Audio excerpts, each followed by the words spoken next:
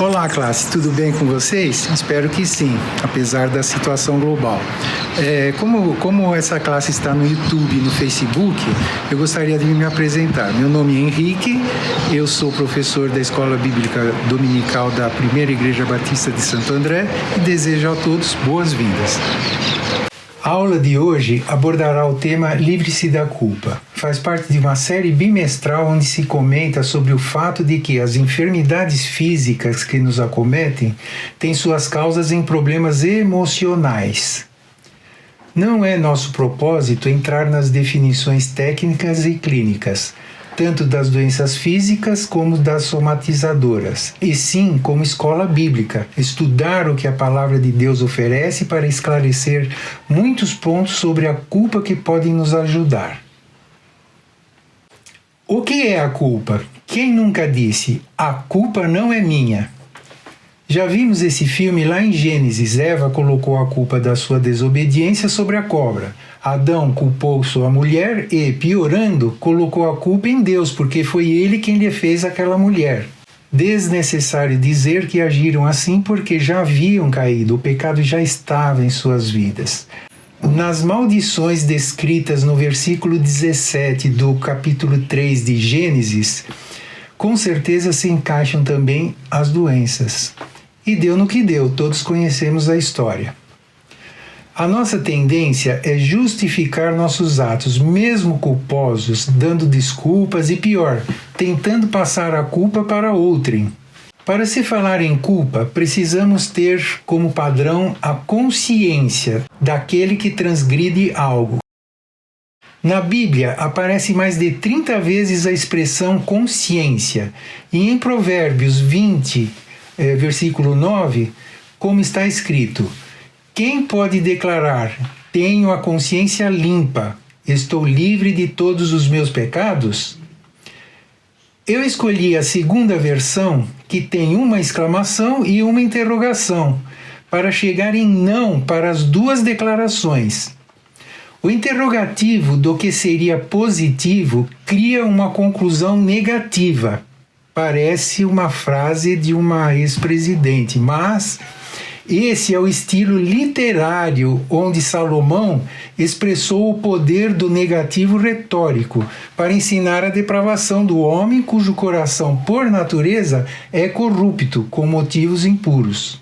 Em relação à consciência, uma pessoa criada no meio liberal terá na consciência que pode fazer o mal, e enquanto esse mal estiver escondido, está tudo bem. Se descoberto, e isso causou uma perda em que o prejudicado entra com processo na justiça, o culpado vai pagar um advogado e, em muitos casos, vai ser impune e ficará com a consciência tranquila. Lembram da lei de Gerson? O importante é levar vantagem em tudo. Já aquele indivíduo criado em um ambiente moralmente decente ou um cristão nascido de novo terá uma consciência que acusará o que é mal, mas agirá conforme o seu livre-arbítrio. A definição de culpa no dicionário é responsabilidade por uma ação que ocasiona dano ou prejuízo a outra pessoa. Vamos desconsiderar essa definição do dicionário e considerar o substantivo culpa como sendo um sentimento. A culpa gera outro sentimento, que é o remorso. Esse remorso causa uma ação, que é uma mudança de atitude, que causa outro sentimento, que é o arrependimento. E este causa outra ação, confissão, que leva à graça de Deus, que é o tema do nosso curso, que é o perdão. Gente, o arrependimento leva ao pedido de perdão, e a negativa de Provérbios 29, que eu falei aí atrás, passará pela graça de Deus a ser positiva, ou seja, livre estou dos meus pecados. Isto porque, em João 1, versículo 9, diz: se confessarmos os nossos pecados, Ele é fiel e justo para nos perdoar todos os pecados. Olhem bem, todos os pecados, e nos purificar de qualquer injustiça. Bom, então você deve estar pensando, tá certo, professor, até aí eu sei tudo, mas você não sabe o que eu fiz no passado. Apesar de eu crer no perdão de Jesus, eu ainda sinto culpa e toda essa angústia que fica dentro me faz sentir infeliz e eu estou até doente. Essa descrição, irmãos, está descrita na Bíblia em Provérbios 17:22, que diz: o coração bem disposto é remédio de grande eficácia, mas a alma deprimida consome até dos ossos do corpo todo o vigor. Pois bem, esse é o foco da aula.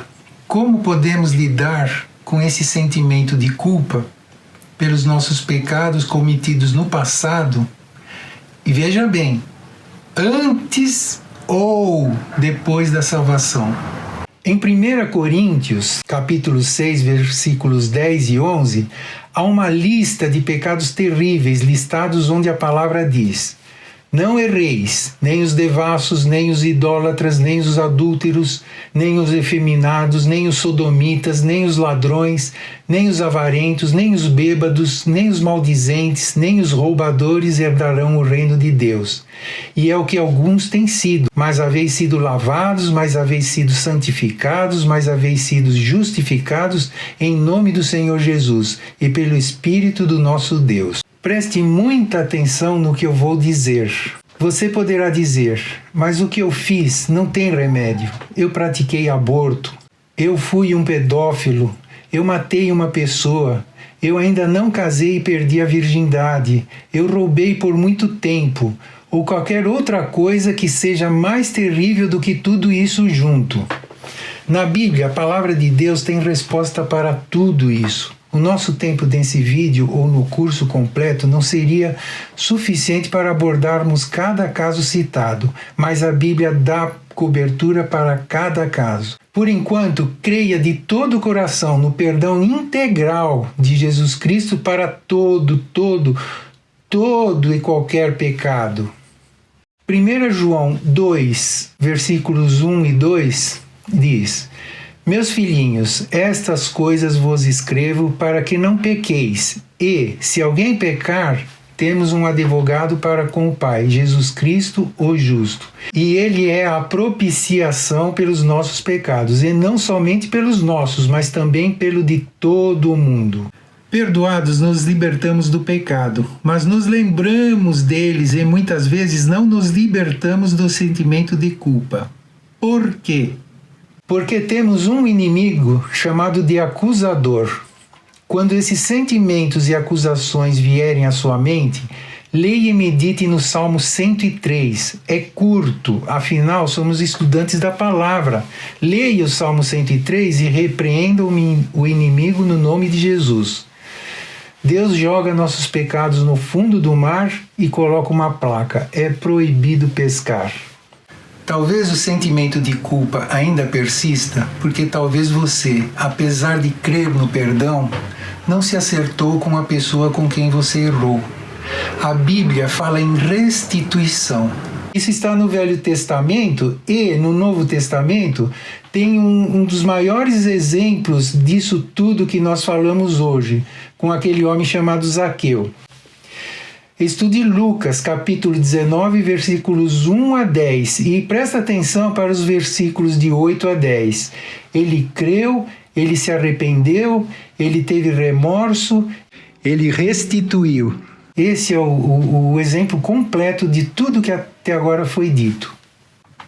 Finalizando, o arrependimento genuíno leva o cristão a reparar o seu erro. Mas entenda que nem todo erro pode ser reparado na sua integridade. Que isso não traga culpa pela incapacidade de fazer a restituição completa. Podemos tão somente nesses casos demonstrar um arrependimento e talvez alguma forma de reparar, de fazer uma restituição que não seja total. O importante é: a restituição é um resultado da nossa salvação e não um requisito para a salvação. Eu espero que essas poucas informações possam ajudar em algo num assunto tão complexo e, mais do que complexo, é a pessoa em si. Então, eu espero que, dentro do amor de Cristo, nós possamos nos ajudar além dessa aula e disponibilizamos os canais de comunicação para qualquer dúvida, qualquer comentário, estarmos podendo atender essas questões. Então, agora eu gostaria de orar ao Senhor junto com vocês. Pai eterno, neste período falamos e ouvimos sobre a Tua palavra, que o Teu Espírito venha nos sustentar em fé em todas as nossas necessidades, nos cure, nos restabeleça, nos restitua a alegria, seja a paz de nosso Senhor Jesus Cristo para sempre. Amém. Até a próxima, amados.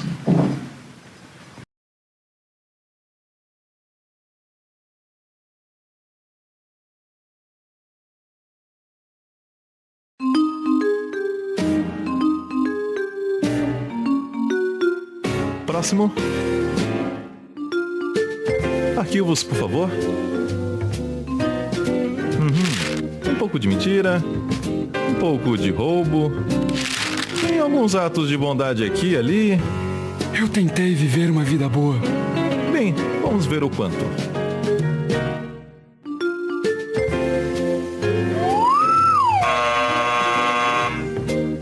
Por aqui.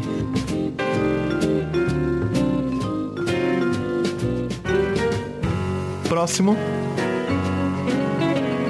Arquivos, por favor. Ok, eu admito, eu fiz um monte de coisas erradas. Sim, eu estou vendo. Mas eu fiz coisas boas também, sabe? Para compensar com as ruins. Uma vez, eu colei na prova. Mas então, eu limpei o lixo no pátio. Isso deve servir, certo? Vamos descobrir.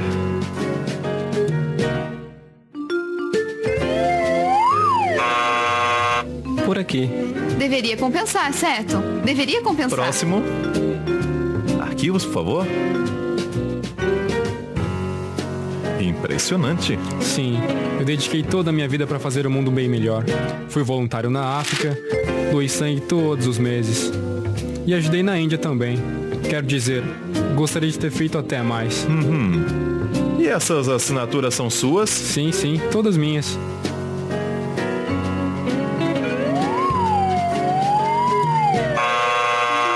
Mas as assinaturas são minhas. São minhas assinaturas. Próximo. Minha mãe vai à igreja. Fui batizado quando era um bebê. Vocês aceitam cartão de crédito? Próximo. Arquivos, por favor. Uou! Alguém esteve ocupado. Bem, vamos ver no que vai dar. Desculpe, eu não sabia que ele estava com você. Filho de Deus. Ok, suba na balança. Você não. Ele.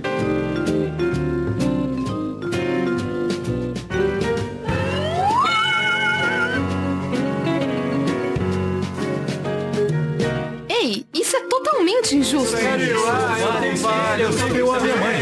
É por isso que se chama graça.